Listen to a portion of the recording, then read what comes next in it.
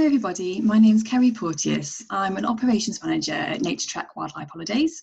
We, as the name suggests, operate wildlife holidays all over the world. Just now we are busily organising day trips all over the UK, but we'll hopefully be operating our tours again sometime soon. And one of the tours that I look after is Madagascar. I've led the tour a few times myself. I worked out there after I finished university. And it's a fabulous country. So I'm going to talk to you a little bit about Madagascar today from the comfort of my spare room. So let me just fire up the presentation and we'll get going.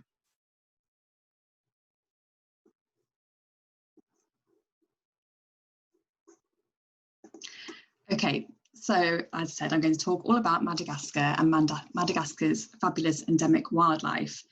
So to begin with, let's have a little look at where Madagascar is and where it came from. So at the very top there, you can just about see Madagascar jammed in between Pangaea and Gondwana land, so part of the huge supercontinent. So when Gondwana began to separate and the Indian subcontinent was being dragged away towards Asia, Madagascar initially went with it. So the second world you can see there, 135 million years ago, you can see that Madagascar is still attached to Africa at that point. And then a bit later, around the time the dinosaurs went extinct, it's become separated from Africa. It's being dragged away by India, but it doesn't follow and it becomes isolated. So from about the time that the dinosaurs went extinct, Madagascar was completely isolated by itself, and it has been ever since. So it's the fourth largest island in the world, but it's also the oldest island in the world. The island has then been fantastically enriched by species that have arrived since Madagascar became isolated. Lots of different species have arrived. They've found many ecological niches to fill and very few predators. And the result is extreme levels of endemism on the island. So there are a few relics of the primitive Gondwana community that are still there today. So there's some ferns and some palms and some primitive reptiles like the boas. But a lot of what is there has arrived since and then adapted and evolved over time since then. So we're talking 70% of the reptiles and of the plants. All the terrestrial mammals are all endemic, about half of the birds, and nearly all the insects and spiders. There's sort of various theories about how these creatures arrived on Madagascar. So it's thought that maybe about 40 million years ago there was a land bridge over the Mozambique Channel, which may have helped some creatures arrive. There's lots of theories about rafting. So I always find it quite hard to think of a little creature rafting along on a big pile of leaves, but if you think in terms of geological timescales, something's not impossible, then if you give enough time, it may well happen. And we know from looking at the fossil record that these animals and birds did arrive after Madagascar became isolated. So in terms of the birding, Madagascar has 6 endemic or near-endemic families. So they are the bangers here. The one on the right is a chabotsbanga, a real generalist. Here it's sitting on one of the spiky didieraceae plants of the spiny desert, but you find it all over Madagascar. The top left is the crybaby-banga, the sickle-bill banga, but crybaby-banga locally because it goes wah, wah, as it flies overhead. And then the bottom is the helmet-banga with its amazing bill. And some people liken these to Darwin's finches, but that doesn't really do them justice. They're a much more extreme version of that. And for the bangers, what happened was one single ancestral species arrived, found no other mid-sized insectivorous birds on the island, so they just diversified and filled all those niches. So these are one of the 6 endemic families, and then there is also the kuas, the ground rollers, the Malagasy warblers, the asites, and the mezzites.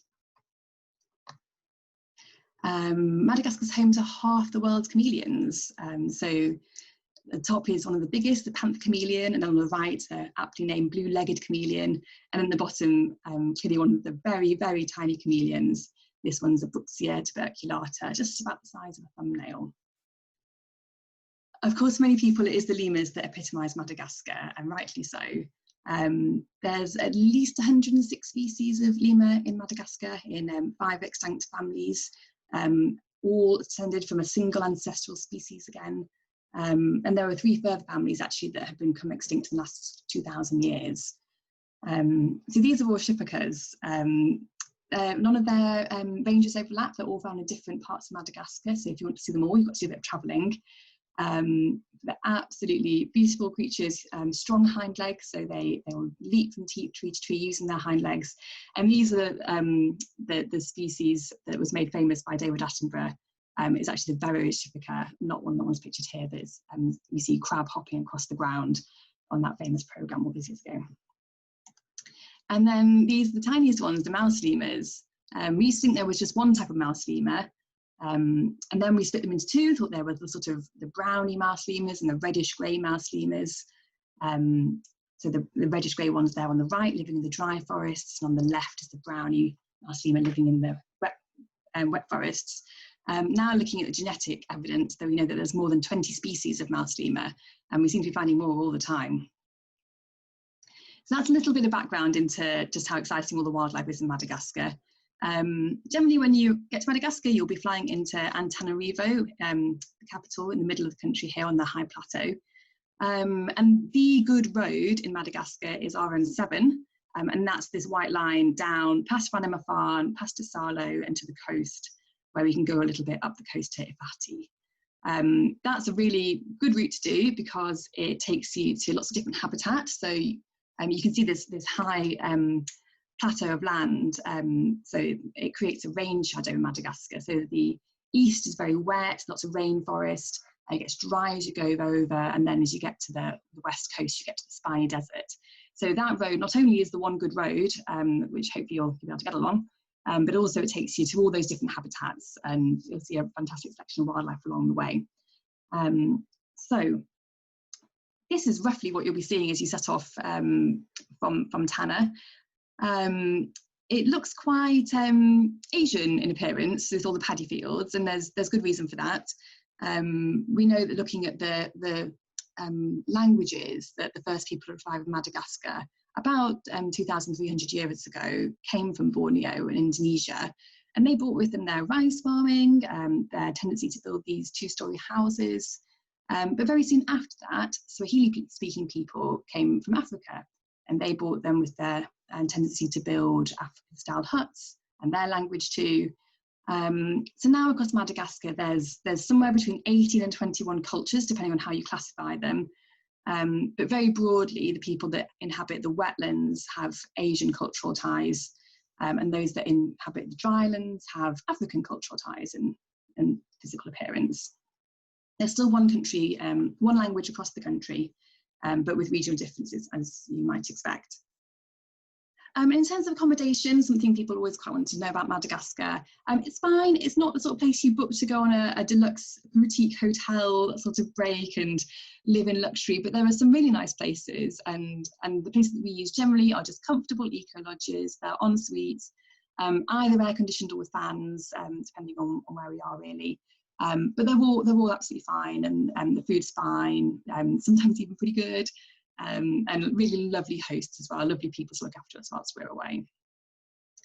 And in terms of the walking, Madagascar is very different from mainland Africa for many reasons, but one of them is that the wildlife viewing is all done on foot. So you're not going around in safari vehicles or minibuses or driving around. You'll get your bus to the start of the national park, but you'll be walking on foot to go and find the wildlife, which is great. You sort of really feel like you're getting to see and experience everything, and you know, we're stopping the whole time because there's just so much to see, and not just the birds, but little insects and chameleons and geckos and all sorts.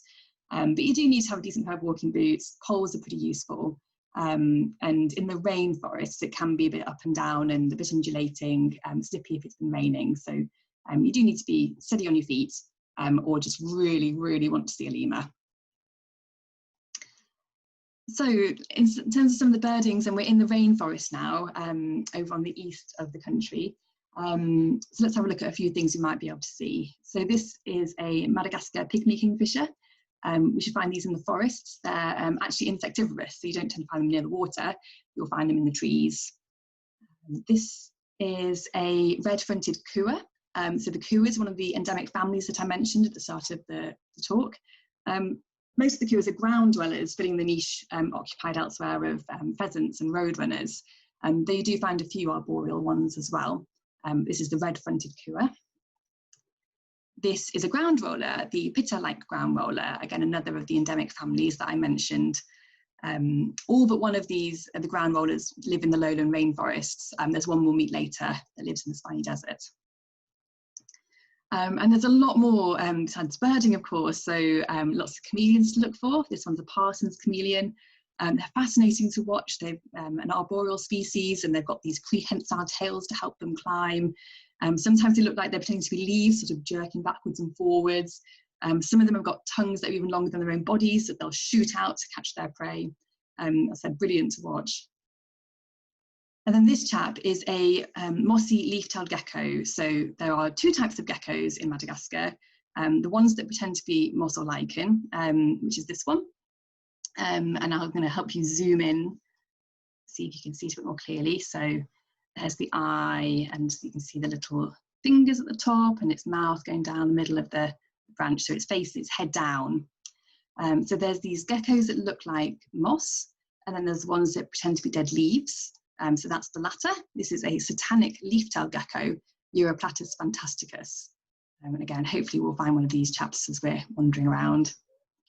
And another little endemic treasure is this. This is the giraffe-necked weevil, again, aptly named, as you can see. Quite easy to locate as a tour leader because they always live in a certain type of bush. So if you know where the bush is, then you'll hopefully find yourself a little weevil. And this is a comet moth. These are huge. In my hands, they're sort of, yeah, this size of my face. These are absolutely beautiful with these wonderful tail streamers, which are probably a defense mechanism, so that if a bird were to attack them, then hopefully they'll just get some of the tail streamer and not the more critical parts of the moth. This little chappie is a tenrec. There are about 30 species or so of tenrec in Madagascar. Again, they're all descended from an ancestral species, a single ancestral species. So you find tenrecs that are like otters and like moles, like hedgehogs, little arboreal mice like shrews. This one, of course, is filling the niche of a hedgehog. This is a lowland street tenrec, pretty common in the lowland rainforest, so hopefully we'll find one. And then this particular part of Madagascar is home to some of my personal favourite lemurs, and this is my #1 favourite lemur. It's a good one to start with. This is the black and white ruffed lemur. I think I like it because it's quite hard to find, and they're a bit more elusive, so you've got to work a little bit harder. You tend to hear them first. They grunt like pigs from high up in the trees, so you have to listen for the pig grunting, and then hopefully you'll be able to track them down and see if you can find one. They're well worth the effort if you do. These are diademed shafakers. So these are really beautiful ones, again, found in this rainforest area in east Madagascar. And then this in this area is often the absolute star of the show. This is an indri, the largest of all the lemurs that are alive today. Absolutely beautiful, look like black and white teddy bears. And they have this eerie howl that just echoes through the forest. And sometimes you can be lying in your bed sort of 2 miles away and you can hear the call echoing around the forest and reaching your ears. Absolutely beautiful, completely haunting. And then you might, if you're really lucky, find yourself the top carnivore, which is a Fosa. If we went maybe 12 or so group holidays to Madagascar a year, possibly 2 or so of them would see a Fosa. So it's not completely unheard of, but you've also got to have a good bit of luck on your side. They are somewhat easier to find in certain areas, and particularly around November when they get into their mating season. The females will take up a position in the mating tree and receive her gentleman callers, really sometimes for the course of a week. So if you find the right tree at that point, then you're onto a winner.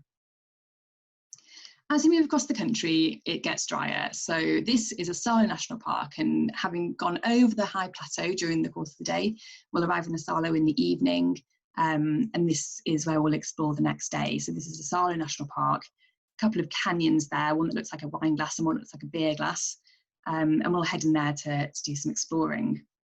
This area's got some really nice hotels actually. There's a couple of lovely lodges that we stay at.